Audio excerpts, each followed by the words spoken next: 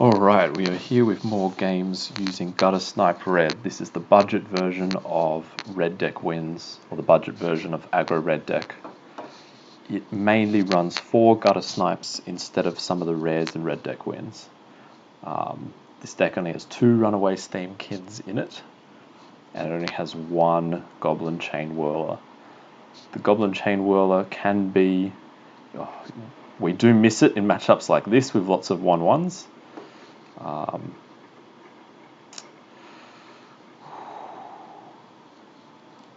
But most of the time I'm pretty happy with the Guttersnipes. The Guttersnipes have a lot of reach to get to the opponent. There's lots of cool combos you can do with a Guttersnipe. Here we go. This is the moment we've been waiting for. This is why we didn't run out with the Giddu Lavamancer. +0, +3, hexproof. That's okay. Where's the 2-mana removal spell? Come on, another shock. Oh, it's perfect actually. It's more than perfect.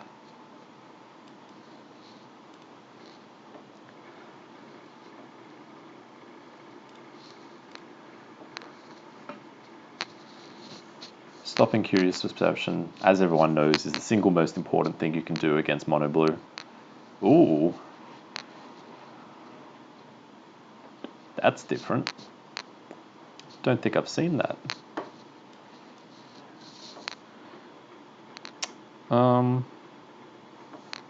So I think I'm going to bluff a lightning strike here. Bluff seems to have worked. And then I think the Steamkin is the right move. I've got a lot of opportunities, a lot of creatures I can play, but the Steamkin's the one that's going to hit the hardest. The Surge Mare. The fact that it's 2 mana is a weakness against these. It doesn't have, it doesn't have a single toughness.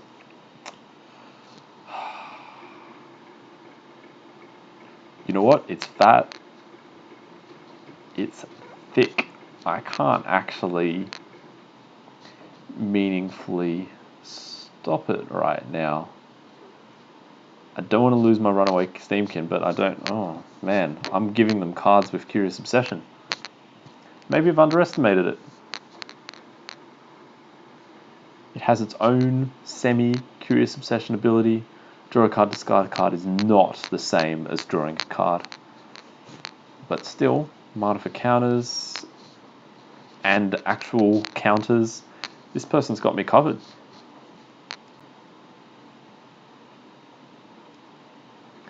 I'm going to have to play a game which involves going over the top of my opponent now. And it's not going to be pretty. The good thing about playing Crash Through against counters now is that most of the abilities I get are when you cast. I get to do damage. Even if they counter it, it doesn't matter. I still get to do my damage. Boom, boom.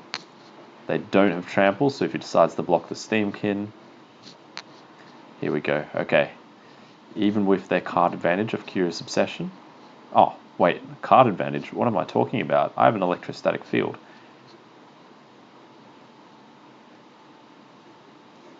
If you use that ability twice, -2, you can kill the field. You lose all your mana. I can play whatever I want. 3, 4, 5, 6 damage. Yep. Kill it. See how much I care. You kill it, you've got no counters.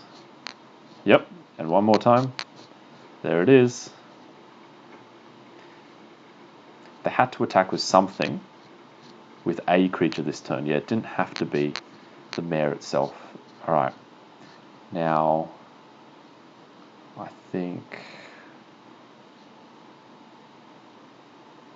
risk factor to start. The Steamkin's extra mana is very powerful. So they can't take 4. The other 6 is... Okay then. They didn't do their maths very well.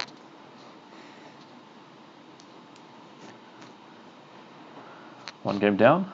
One step closer getting out of platinum.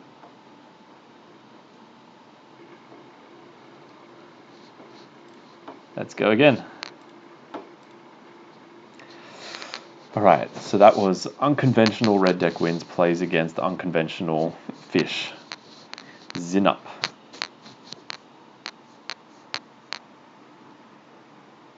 Four lands, not ideal, but it could be worse. Don't tell me. Don't tell me I'm playing against that stupid extra turns deck. No, I'm not. I'm playing against another difficult matchup. Alrighty. Let's get right in there. Get a lot of extra damage in. The good thing about playing against, what's this deck called? I don't know. Let's just adapt. Or just like a Simic Beats, is that the deck's a bit slow. It doesn't have much creature removal, and so my Guttersnipe can quickly get out of control. I want to chuck all my damage at their face, but the Beast Whisperer... Yeah, but I do equal amounts of damage throwing it at the Beast Whisperer. I get to do 4 damage to them here. I actually... It can be tempting to throw all your instants at the opponent. When you do the math, you realize it's not that clever. Because this deck's mainly built around Guttersnipe, it features a lot of instants and sorceries. That's why I run Risk Factor rather than playing that Saga, and rather than playing the enchantment that lets you play the top card of your library. I should learn my card names. Runaway Steamkin, also one of his main purposes is actually giving me that extra mana. That is a really, really important factor there. Alright, I'm going to throw in a Risk Factor. Should make them sweat a bit and see what they do. I know that if I play my Mountain and Lightning Strike, I can get 3 extra mana off there, so if they let me draw the cards off the Risk Factor, which they should, I'm going to be able to play a lot of them, and Guttersnipe's going to win me the game, most likely this turn. There it is. So,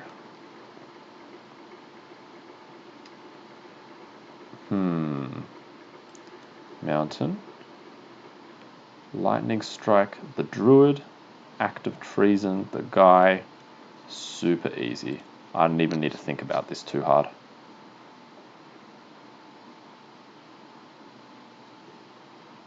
They're thinking, I'm forgetting that the Druid can add mana. That could be my downfall. Maybe I should have thought this out a bit better. Let's see what happens here.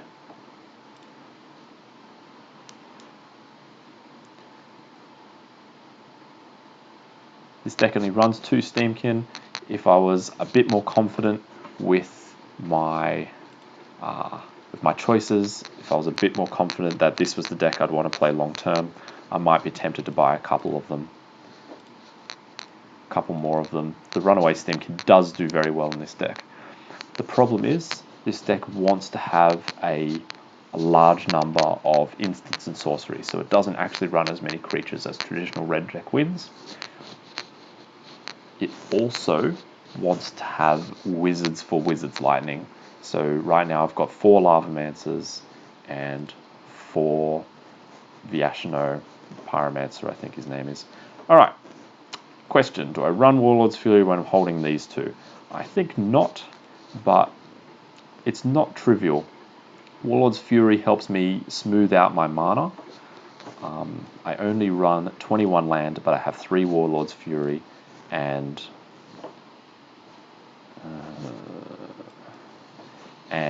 2 of the Trample version. But I think Guttersnipe, Field, try and throw the lightning down. Oh, not what I thought I was versing.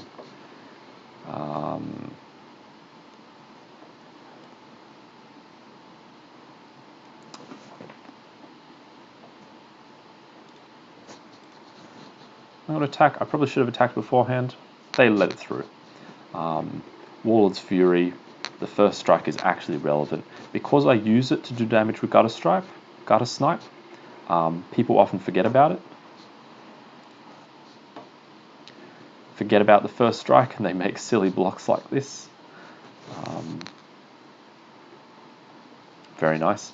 See if they choose the life gain, they might potentially forget about the first strike of Warlord's Fury. Let's see. If I play the field and then I play Warlord's Fury, I get first strike, I can attack through. If the Fury draws me a mountain, I can then light up the stage. I don't know if that's what I want to do. I think I'm going to play without the electrostatic field.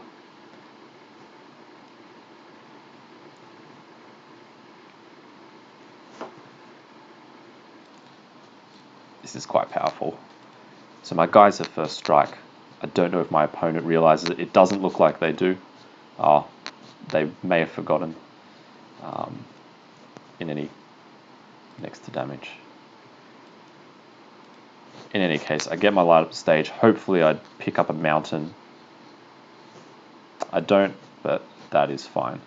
There's so much damage I've got here with my Guttersnipe. If my opponent was running any removal and they hit my Guttersnipe with it, what I have? 5 damage, 6, 7, 8, 9. I need 1 more mana to play those 3. Field and Lightning Strike seems like a good play. Oh, actually, I want to play this Pyromancer. I don't want to lose the card advantage. There we go. Another game down. You can see the power of Guttersnipe. Now, okay, they were playing Hero of Precinct 1. They were going to have an army of 1/1 creatures.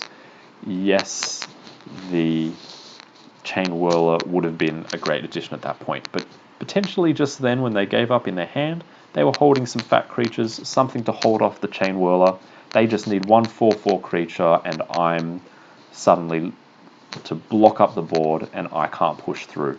The Guttersnipe gives you the ability to push through, hit the opponent directly.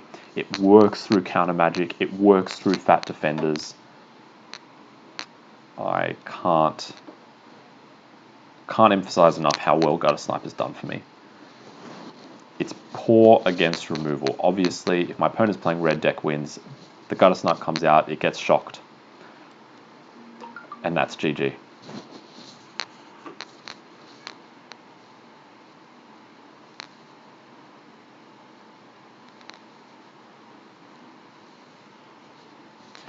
Alright. Let's see. I don't necessarily want to play a land because I want to light up the stage. I don't necessarily want to light up the stage because I want to play Guttersnipe, and I don't necessarily want to play Guttersnipe because they could have Essence Scatter or whatever the main problem here is. Oh, the conundrums. Okay. I'm going to play into the Essence Scatter, and at least I get a decent sized Steamkin to attack with. Okay.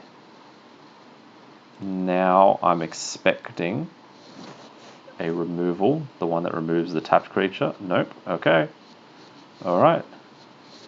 Alright, radical idea. I'm looking to have a very good next turn with these 3 cards and Guttersnipe in play. I can do a lot of damage. They do 2 damage each. That's 6 damage plus another 2 for shock. That's 8 damage. Puts them to 10. These 2 are going to be doing... This guy will be a 4/4, so that's 6 damage together. Puts them to 4. Plus I'm drawing 3 cards. I get 3 extra mana. If my opponent can't do anything, this should be game. I'm going to start by throwing out the Warlord's Fury.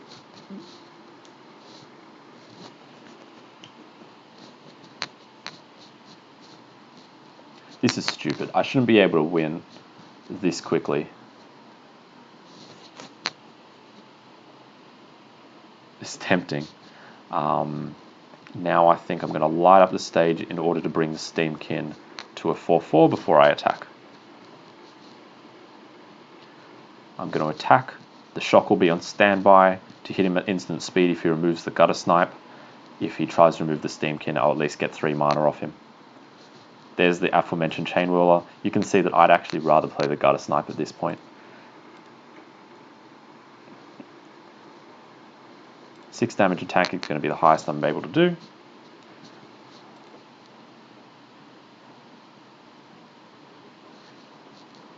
Eight life. 3, 4, 5, 6, 7, 8, 9. The numbers are there. If they have no counter magic, this is game. 5, 6, 7, yeah.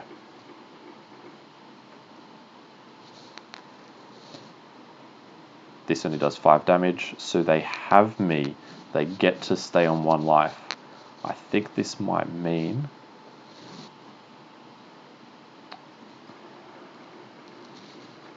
So I have to let that resolve. There's no way of me killing them before it does. 4 mana. I don't think there's any...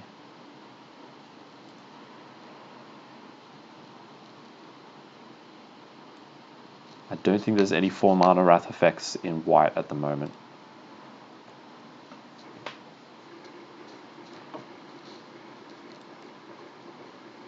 So I think I'm okay. I think that's the best play here.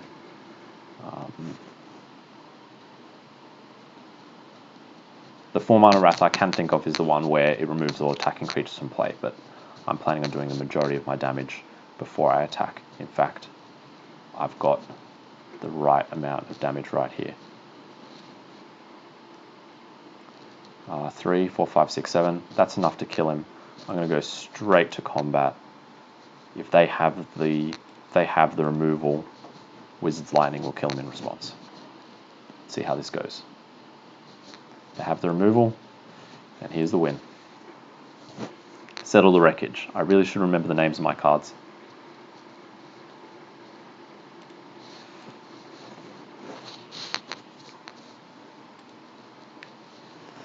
Okay.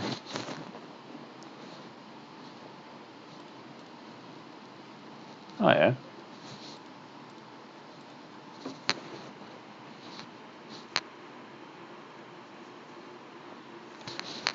I haven't spent any money on this game. Purely off what I've been able to get for free. I find that Magic Arena does a great job of letting free-to-play players be competitive. Alright, I have my single copy of Goblin Chainwhirler. I didn't get lucky with that. I used the wild card on the single Goblin Chainwhirler. I just wanted to see if I really loved it so much that I wanted to get extra copies. I just really wanted to know if it was worth it. You annoying bum. Okay. So, red-black. Probably playing something fairly aggressive. I can only assume. Look at all those rare lands. I don't have the numbers of wild cards to afford that kind of stuff. Okay, we can definitely assume my opponent's playing an aggressive deck. I have to admit that right now I like my Goblin Chainwhirler. Do I like it more than a Guttersnipe? Maybe. In this matchup, my opponent probably has easy removal to the Guttersnipe. Very nicely done. I was going to say, with them 1 mana they could shock the Guttersnipe, but of course this is a wizard.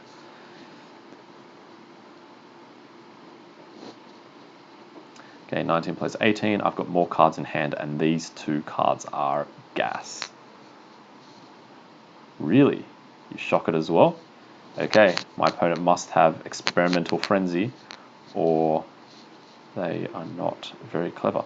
I think shock is the right move here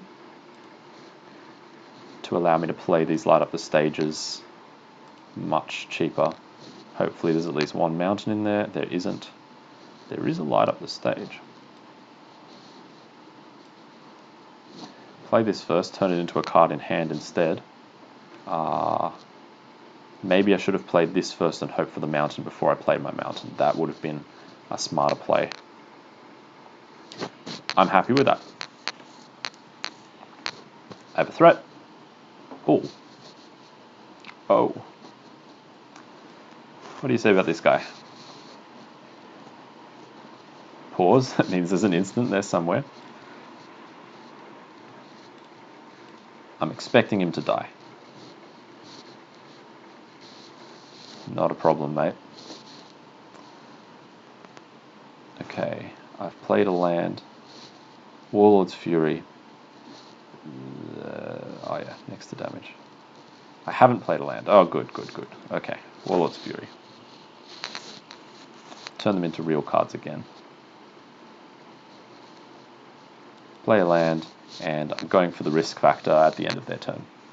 I do that out of habit against the red-black aggressive deck. It's probably not that relevant when I cast the risk factor. I usually play it at the end of their turn, so if they counter it on my turn, I can play it more free of the counters. Alright, 5 mana, 3, 4, 5. I can play pretty much everything. If I chuck a risk factor at them now, actually, I'll be able to do a cheap light up the stage if they take the damage. So I might do that.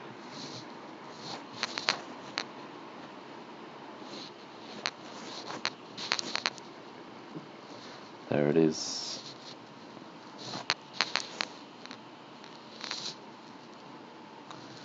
Okay, dokey. Well, this is the one to play. Have I played a land this turn? If I haven't, I could potentially bluff playing a land and a shock to kill the electrostatic field. Nope, they're not even letting me attack.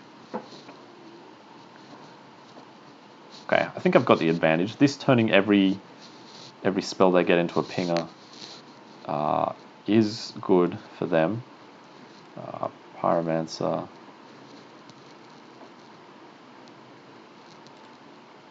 I'm going to attack them with the lava runner, and I'm going to bluff a shock in my hand. They should block. They need to take the risks in order to win. This mountain is going to sit in my hand. I don't generally need more than 6 lands. 6 lands is enough to double. It's a good card. 6 lands is enough to double play a risk factor. Risk factor. Risk factor. Whew. What do we have here? So I can finally take out their field. Attack with both, he blocks one, I kill the field, I'm left with 1 creature, they have no creatures, we both have no cards in hand, or I sit back, my life, I wait till I get a Guttersnipe, I use the Guttersnipe. Decisions, right? Decisions. I think I would rather attack and not let them keep getting that incremental damage off the electrostatic field. That's what I think I want to do. I don't know if this was the right move, but I'm definitely ahead at the moment. Hello. At the beginning of your upkeep, exile the top card. If my opponent lost life, you can play them. Does 1 damage to target opponent planeswalker. Seems strong. Target opponent or planeswalker. So can't kill my Pyromancer, that's good to know. This is an interesting... Alright. This is... wow. Theatre of Horrors. Doing some good stuff. 1 damage to me. Skewer the critics. I might actually lose this game. Fast turn. Alright, Lightning Strike takes them down to 2. I just need any burn spell now. So what? They burn me, they chuck down a land. Second Theatre of Horrors. So they get to exile 2 cards a turn. They're essentially... wow. This is what they've been waiting for this whole time. Maybe I was wrong to think that long term my deck was going to have the advantage. My main advantage seems to be coming from the fact that their life total is much lower than mine. I'm still happy to know that pretty much any relevant card I draw is enough to kill them. But I've got to admit, this is getting pretty scary. Light up the stage. They can draw a lot of cards. I need my win condition right now. Because next turn I'm dead. If red source you control would deal damage, so this would deal 3 damage every time it triggers. That's insane. I don't like running these because they don't trigger fields. Dude, I'm sorry. It's all a bit of luck. I have drawn a lot of land, so you'd imagine that at this point I should have had enough damage. But still, in that single draw there, it was 50-50 whether I was going to get something relevant. I could have hit another land quite easily. Goblin Chainwhirler, just so you know, would not have won me the game if I drew one then, but Guttersnipe would have. When trying to make your homebrew decks, or when trying to make any sort of deck building decisions, it is important to keep in mind for the cards in your hand, the cards that you're playing, would I have rathered if this was the alternative? Every time I play Guttersnipe, I just think to myself, would it have been better if this was a Goblin Chainwhirler? Right now, I'm happy with it being a Guttersnipe. Guttersnipe interacts well with these two. 4 lands is a lot. I'm probably going to play the Warlord's Fury on my first turn. Yeah, I think I am. Just to try and find some second turn gas. Or I just get mountains. Still, if this card is the 2-drop, the Warlord's Fury is what got it to me. It is not the 2-drop, it is another mountain. This is a very slow start from me against what essentially looks like that stupid have infinite turns deck that everyone hates. Unless I beat this deck very quickly, I almost always inevitably lose. Still, you never know what's going to happen. Just play it out. I also don't know why I didn't play my Memorial to War last turn. I really should have done that. I have plenty of lands though, so I'm not too worried about missing a land drop. But on my 5th turn, I want to be able to kill this. That's quite powerful. I only run 1 Memorial to War. Entering the battlefield tapped is a serious downside, especially in a deck with only 21 lands, but so far hasn't annoyed me too much. This means next turn they can start gaining more turns. I'm annoyed. Let me think. Memorial to War Guttersnipe? No, Mountain Guttersnipe. That way I can cast the shock to get the most out of my dudes. I don't know what I'm doing at this point. What do you got? Of course you do.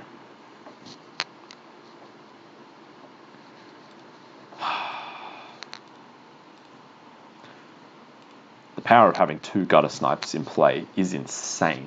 Shock does 6 damage to the opponent, Lightning Strike does 7.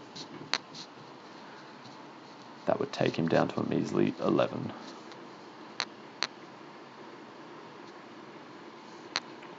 Man, this thing is real.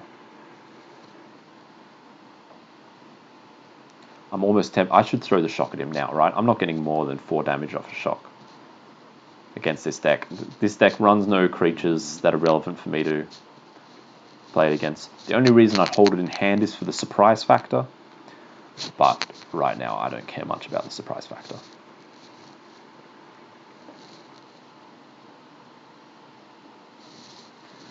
And I am just drawing mountain after mountain. Pass. Don't pass turn, don't pass turn, resume turn. Whew. Actually, even if you do auto pass, it still lets you attack, doesn't it? That's the main thing I cared about. What you got? You get an 18. Now I can pass turn. End of turn, draw another 2 cards. Insight Wilderness. Oh yeah.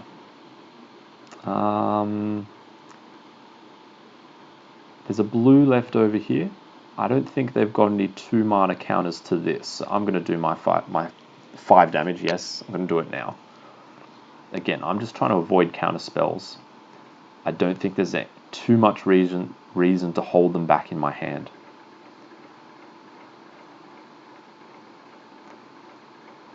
I don't want my opponent to combo off too quickly, although it seems like that's a moot point. But maybe if they think I'm holding a whole bunch of burn spells, they might play really conservatively. And that will stop them from comboing quickly. They might hold back their counters, they might play more of this life gain. Just because this just makes this game ridiculous. With this kind of hand, this kind of stuff in play, I can't do much against a deck like this. I'm very happy I've got Memorial to War right now to take this thing out. That will put a serious damper on him, but unless I draw some real gas, it's not going to be relevant. Cool, mate. Cool stuff. You've got mana. You know you can add mana, then untap, then add more mana, then gain your extra turn, right? 2, 3, 4, 5, 6. You don't need to be able to have 7 all at once.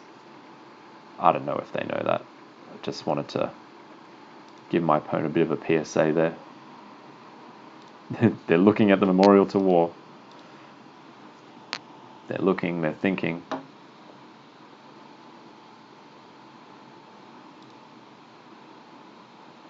I think I got to do it, don't I? Yep. Time to go. Destroy a land. This one, because I always pick the blue sources. Counter spells are no one's friend.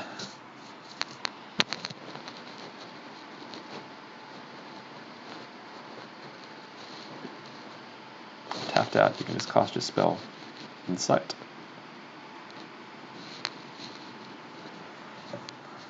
There it is. And what do you discard? Root Snare. So you're not worried about that.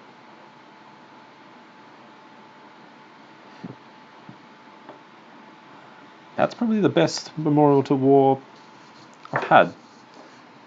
4 lands, 5 lands. Oh, took the 2 damage. Oh, Teferi. What are you going to do, Teferi? You're going to chuck Guttersnipe down? I might lightning you if you do that. Oh no, Teferi, you're going to untap your lands. You have so much mana. This guy is unbelievable.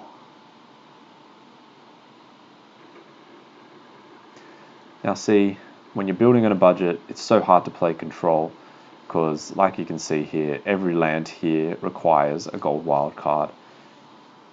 There's got to be 2 to 4 Teferis in here, mythic wildcards. This is actually surprisingly doable. Oh, there's probably 3 or 4 absorbs in this deck. And of course the 4 Nexus of Fate. That's fine. I've beaten this before, not with this hand. But I've got 5 damage here, putting you to 10. It's possible for me to come back from this. It's possible. If I Wizard Lightning you, I draw a thing that lets me draw 2 cards for 1 red. And each of them are... No, I've run out of mana by that point. 3, 4, 5, 6. Attack. I don't think I can win in 1 turn, even if they don't stop me, even if I've got perfect draws. Okay, so they do know how to play their own deck. That's good to know. Boom. Come on. Extra turn. This is the thing I hate about playing this deck. They take too long. Just go. Play the thing. Boom, boom, boom. Yep. And you know the other bad thing about this? The other bad thing about Nexus of Fate is this. You have to reveal it. So I have to click done. I can't, once they get going, I can't just walk away from my computer, come back, and they're still going. No. That thing comes up every minute. I have to press done.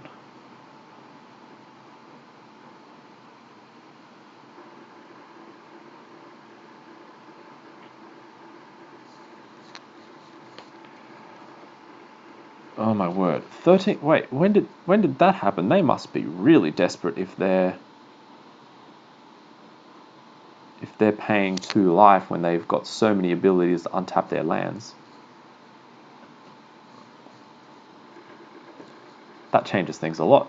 5, 6, 7 damage. Puts them to 6. I just need a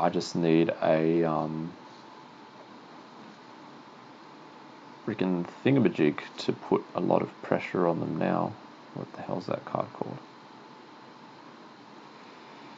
Risk factor.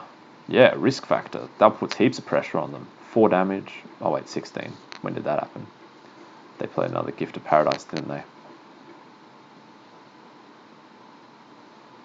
32 cards. They got a lot of card drawing. They don't have any of their special searching cards that search for Alcanza, or whatever. They have so much mana though. Being able to dig 4 cards deep with the insights, that's serious business. 2 cards a turn, using Teferi.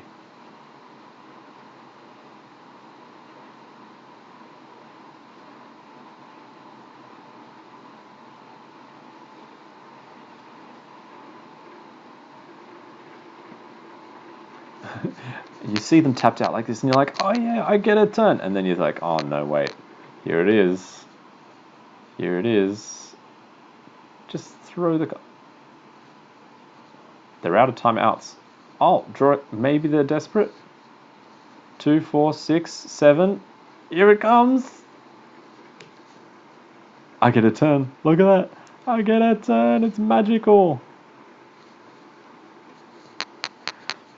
They can't counter the Guttersnipe either, even if they counter crash through. And why would they counter crash through? Come on. Okay.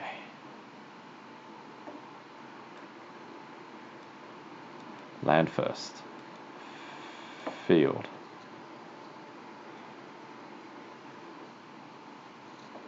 I like the fact that they're out of timeouts. Their deck takes up so much time. I want pressure on them. I want them to make mistakes.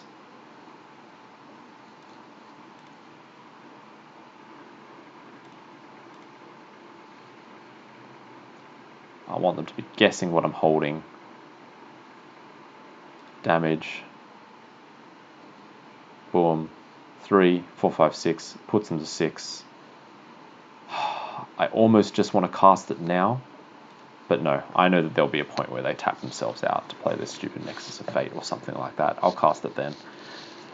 Holding Wizard's Lightning means that I have to just click next on every stupid little thing they do. Hit resolve because I'm holding instants, but it's worth it.